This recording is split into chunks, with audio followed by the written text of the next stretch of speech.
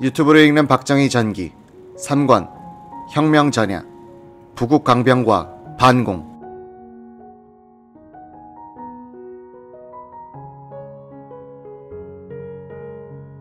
박정희 혁명 계획의 핵심은 1961년 4월 19일 혁명 1주년 기념일에 대규모 시위가 발생할 것이고, 이를 진압하기 위해서 수도권의 부대들이 폭동 진압에 동원되면 이미 포섭한 장교들에 의해서 이 부대가 쿠데타군으로 돌변 정권을 전복시킨다는 것이었다.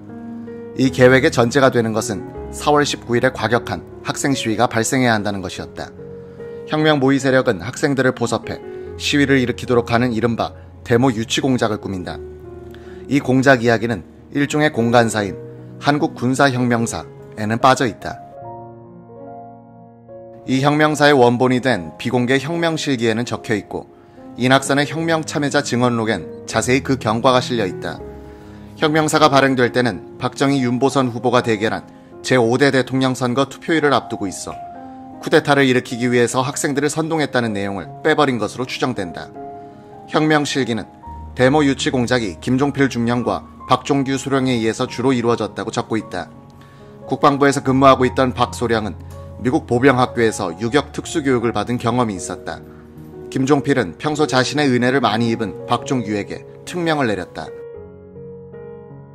3월 초순 박종규는 우선 서울대, 고려대, 건국대 학생들을 포섭해 의식화하는 일에 착수했다.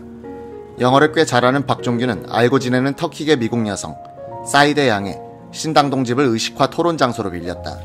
첫 회합은 3월 7일 저녁 8시에 있었다고 혁명실기는 적고 있다. 참석한 학생들은 건국대 정치과 조병규, 이두현, 고려대 정혜과 김수길 등 학생회 간부였다는 것이다. 이들은 자유토론에서 4.19 의거 학생들의 열망을 배신한 장면 정부를 뒤엎어야 한다는 과격한 토론을 했다. 박종규는 이들의 토론 상황을 미리 장치한 녹음기에 담았다. 박소령은 이틀 뒤에는 10여 명의 학생회 간부들을 다시 불러 모아 의식화 토론을 가졌다. 박종규로부터 학생들의 동태를 전해들은 김종필은 행동대를 조직하도록 지시했다. 박소령은 학생회 간부 5명을 뽑아 각자 10명씩의 학생들을 포섭하도록 지시했다. 박종규는 이들을 일종의 특공대로 만들어 비밀 훈련을 실시했다고 한다. 이런 공작과 포섭에는 자금이 필요했다. 혁명실기는 당시 비용은 김종필 중령이 김용태의 협조를 얻어 부담했는데 300만 환이 소요됐다. 김 중령도 전역하며 받은 퇴직금 100만 환을 다 쓰고도 모자라 부인의 갯돈까지 동원해 학생들이 데모 때 뿌릴 전단 2만 장을 인쇄했다고 기록했다. 전단의 서두는 이러했다. 학생이여 걸기하자. 4.19의 피가 헛되었다. 이런 사회를 만들기 위하여 피를 흘렸던가. 박종규는 학생들과 자주 접촉하는 자신의 신분을 위장하기 위해서 기자를 사칭했다. 친구가 경영하는 대륙통신사에 가서 이번에 군에서 제대를 했는데 내 취미가 사진 찍는 것이다. 사진을 찍어 전시회를 열려고 하는데 기자증을 하나 만들어주게 라고 부탁했다. 사진기자 박종규는 카메라를 메고 다니면서 학생들을 만났다.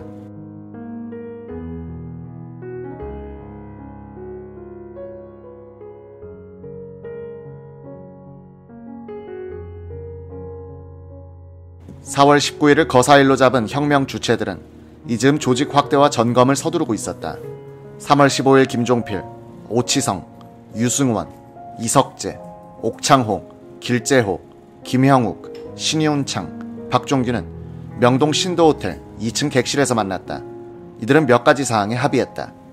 1군 사령부 내의 공작은 조창대 중령에게 일임하고 수시로 감독한다. 해군, 공군, 해병대 등 타군 및 2군과의 연락은 사장과 김종필에게 맡긴다. 공수단은 오치성과 김영욱이 책임진다. 33사단은 작전참모 오학진 중령을 포섭해 책임을 맡긴다. 박종규 소령은 사장의 신변 경우에 책임을 진다. 다음날 김동환, 김영욱 중령이 대구로 내려가 박정희로부터 새로운 지침을 받고 올라왔다. 3월 22일에는 군인들뿐만 아니라 장면 정권과 보수층을 크게 자극하는 시위가 일어났다. 혁신계가 주동한 악법 반대 걸기대회가 폭력화된 것이다. 4.19 이후 표면으로 나온 혁신계 속에는 좌익도 포함돼 있었다. 1961년 2월 13일에 조용수를 사장으로 하여 창간된 민족일보는 장면 내각 비판을 극렬하게 전개했다. 당시 장면 정부는 좌익의 발호를 차단하기 위해서 보안법과 반공법을 강화한 반공 임시특례법안을 만들어 국회에 제출해놓고 있었다. 혁신계와 민족일보는 이 법이 통과되면 자신들이 설 자리를 잃게 된다고 판단, 공세를 강화했다. 3월 22일 오후 2시 서울시청 앞 광장에는 약 10,000명의 군중이 모였다. 그들은 밥 달라고 우는 백성, 악법으로 살릴 소냐라고 외치면서 연좌 농성을 벌인 뒤 장면 총리의 사저가 있는 명륜동으로 행진하기 시작했다. 해화동에서 경찰은 약 30발의 최루탄을 쏴 시위대를 해산시켰다. 밤이 되자 시위대는 횃불을 들고 중앙청 문을 부수고 일부는 택시를 잡아 타고 난동을 부렸다. 이 시위에 맞서 우익단체에서는 반공법 지지 시위를 벌였다. 마치 광복 뒤에 좌우익 대결을 연상시키는 사건이었다. 그 다음날 김종필과 오치성은 서울 근교에 주둔하는 33사단 작전참모이자 육사 동기인 오학진 중령을 서울 소공동 일식집 남강으로 초대해 자연스럽게 어지러운 시국에 관련한 이야기를 유도했다. 민주당 정부는 반공에서는 자유당보다 더 무능하다. 이대로 가다가는 공산당과 싸워보지도 못하고 저들의 수중에 들어갈 판이다. 조국을 구출하는 일은 우리 장교들이 걸기하는 것뿐이다. 그러면 육군 장성들 가운데서 가장 신망이 높고 양심적인 사람을 꼽아보라. 박정희 장군, 한신 장군, 우리하고 생각이 같다. 우리가 바로 그 박 장군과 손잡고 일하고 있다. 이런 식으로 자연스럽게 포섭된 오학진 중령은 33사단 병력을 혁명에 동원하기로 합의했다는 것이다. 이 무렵 졸업을 앞둔 육사 17기 생도들 가운데서도 쿠데타 계획을 세우는 이들이 있었다. 이 사실을 탐지한 한 장교가 주동 생도를 찾아가서 야, 좀 기다려. 우리가 다 준비하고 있어 하고 말렸다. 정부가 무능하고 만만하게 보이니까 생도들까지 정권 탈취를 꿈꿀 정도였다.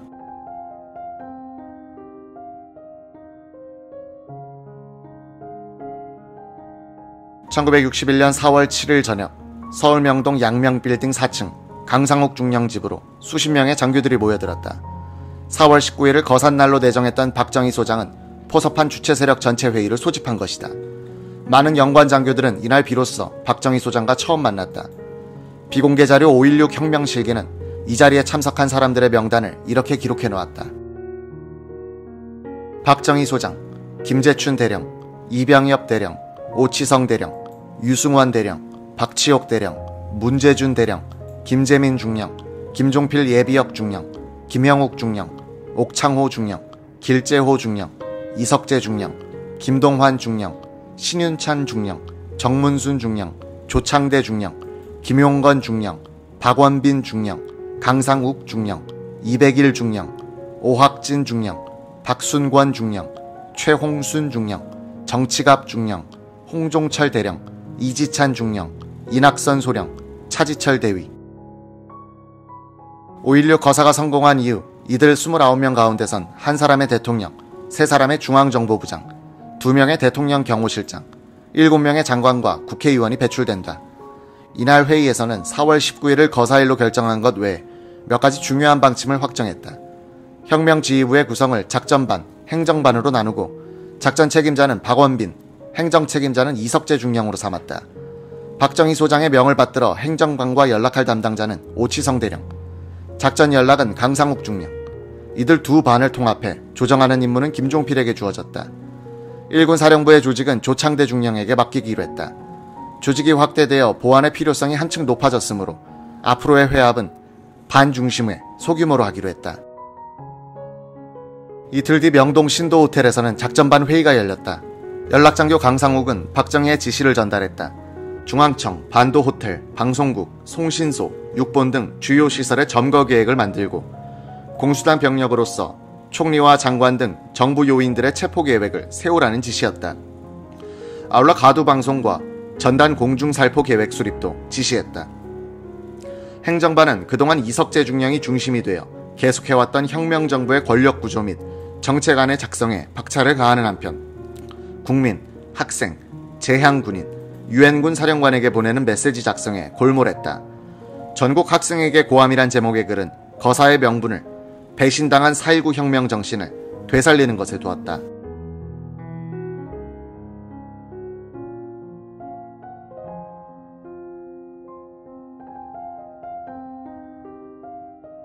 전략군은 이 모든 망국 멸민의 화근을 과감히 발본하여 정치를 혁신하고 국가 경제의 안정, 국민 도의의 앙양, 반공 자주 통일을 성취해서 국군의 신장을 기함과 아울러 세계 자주 열광과 더불어 공존 공영, 세계 평화에 공헌함이 시대적인 요청이며 국가민족의 지상명령임을 신념하고 권기 행동한 것이다. 행정반장 이석재 중령은 한때 고시 공부를 한 적이 있어 그 법률 지식을 아주 요긴하게 쓸 수 있었다. 그는 도서관을 누비고 신문을 참고하며 명치 유신 등 외국의 혁명 사례들을 연구했다. 4월 초 그는 서울대학교로 한태연 교수를 찾아갔다. 고시 공부를 할 때 한 교수의 저서를 달달 외우다시피 했던 이석재 중령은 세상 돌아가는 이야기를 주고받으면서 생각을 떠보려고 했다. 한 교수는 우리 사회에 무엇인가 큰 변화가 있어야 한다는 데는 공감하면서도 군인들이 집권할 가능성을 아주 낮게 보고 있었다. 그때 장면 총리가 여러 차례 쿠데타 계획에 대한 정보 보고를 받고도 신속히 조치를 취하지 않은 이유 중에 하나로 민간 정치인들의 머릿속에는 군사 쿠데타에 의한 집권이란 개념이 아예 들어있지 않았다는 점을 들을 수 있다. 조선조 개국 이후 정치를 독점해온 문민 정치인들의 입장에서는 군인에 의한 정변은 외국에서나 있을 수 있는 일이었다. 12세기 고려 무신의 날이란 단 한 번의 군사정변밖에 없었던 우리나라의 정치 생리에 비추어 군인의 무력을 앞세워 정권을 장악한다는 것은 그들의 상상력 바깥에 존재했다. 이석재가 혁명 이후의 국가구조와 정책을 그리는 데는 박정희와 김종필로부터의 지침과 제안이 뼈대가 됐다. 이석재는 일찌감치 부국강병과 반공을 국정 목표의 제1의로 삼았다. 이중령을 비롯한 주체 세력의 태반이 공산당이 싫어서 월남한 장교들이었으므로 노골화된 좌익활동에 대한 반응은 유달리 예민했다. 이석재가 계획서를 만들고 있을 무렵에 김포 해병여단 소속 장교 2사람이 한낮에 종로 뒷골목에서 깡패들에게 몰매를 맞는 사건이 일어났다. 이 소식을 들은 해병여단에서는 트럭 2대의 군인들을 태우고 달려와 종로 일대를 포위하고는 깡패들을 잡아내 개패듯이 두들겼다. 경찰력이 약화되니까 곳곳에서 군인들과 깡패들이 격돌하는 풍경이 벌어졌다. 이석재는 깡패 속탕을 혁명 후 사업 리스트에 올렸다. 혁명 후의 국정방향 수립에 참여한 박정희, 김종필, 이석재 3사람은 일본의 자주적인 근대화 혁명인 명치유신에 대한 이해가 깊었다. 자연히 국가 근대화란 말이 혁명 이념으로 등장했다. 당시 제3세기에서 유행하던 군사 쿠데타의 대부분은 민족주의를 명분으로 내세웠다. 반면 박정희는 근대화, 즉 경제발전을 핵심 목표로 하는 혁명을 추진한 점에서 특이하다. 박정희는 1951년 6.25 동란 중에 이미 공산화를 막기 위해서는 빈곤 퇴치뿐이다 라고 말하곤 했다. 5.16 혁명의 특이점은 민간 정치인이나 관료 출신도 아닌 군인이 경제개발을 혁명의 중점 목표로 설정한 점이다. 박정희는 정치적 문제의 근본이 경제라는 점을 이해한 사람이었다. 그가 한때 사회주의에 경도됐다가 배우고 나온 점이 하나 있다면 경제란 하부 구조가 정치, 문화 등 상부 구조를 지배한다는 시각이었을 것이다. 국가재건 최고회의와 경제기획원, 그리고 중앙정보부 설치는 김종필의 발상이었다. 정보장교 출신인 김종필은 미군으로부터 미 CIA에 대한 강의를 여러 번 들었다. 그는 여러 정보기관을 통합, 조정하여 국가적 차원의 정보 판단을 할 수 있는 기관으로서 CIA와 같은 국가정보기관의 설치를 생각했다고 한다. 아울러 혁명을 뒷받침할 무서운 기관으로서 수사권을 부여하기로 했습니다. 혁명이 끝나고 민간 정부가 세워질 때는 수사권을 분리시켜 FBI와 같은 기구를 만들고 국가 안전에 관한 수사를 전담시킬 생각이었습니다.